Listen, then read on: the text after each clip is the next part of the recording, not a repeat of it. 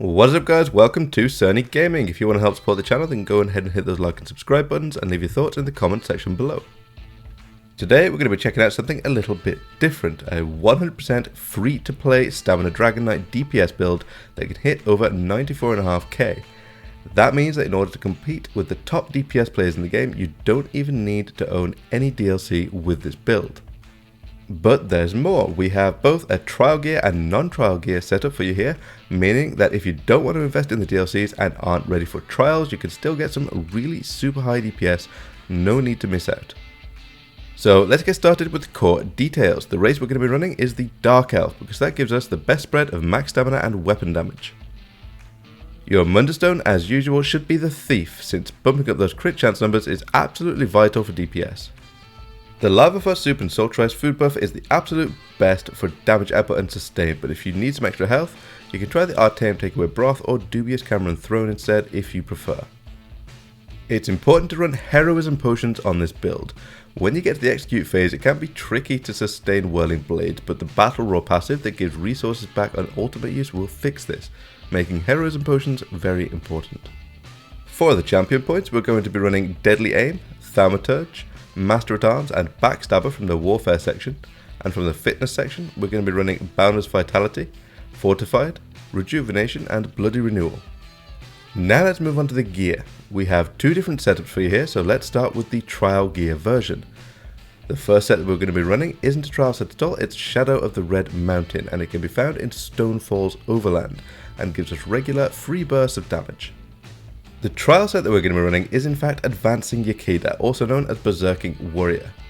This builds up stacks of crit chance but is a heavy set, so it's important to get the jewelry and front bar weapons. On the back bar we run the Master's Dual Wield, which adds a ton of damage potential to the Rending Slash's skill. If you aren't up for running this on Vet, just get the non-perfected version and you'll do just fine. Dragonstar Arena is the only free to play arena, so we get creative with the setup here. And finally we have the Stormfist monster set. Now this gives us damage over time on top of hefty bursts of regular damage as well. You're welcome to run Selines if you wish for a similar damage output. As for our non-trial setup, we only really need to change one specific thing. Advancing Yakeda is switched out and instead we run Leviathan, which is super easy to get from Crypt of Hearts. We've covered the gear, so let's move on to the skills. On the front bar we have Rapid Strikes, Venomous Claw, Camouflaged Hunter, Whirling Blades, Barbed Trap and Dawnbreaker of Smiting, and on the back bar we have Rending Slashes, Eruption, Flames of Oblivion, Degeneration, Noxious Breath and Standard of Might. Rapid Strikes is our primary spammable. There are a few options for Stamina Dragonknights right now, which include Stone Fist and Molten Whip, but I found that going simple with Rapid Strikes brought the absolute highest DPS of the bunch for this build. Venomous Claw is a nice simple dot that escalates in damage the longer it is active, so be sure not to reactivate it too soon or you'll miss out on valuable damage ticks.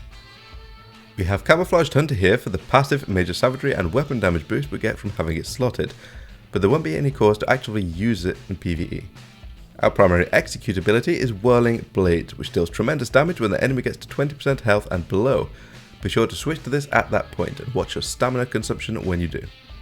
It's important to have access to Minor Force, and Barbed Trap provides that, but if you get this from a different member of your group, you can stick to a more potent dot here if you wish.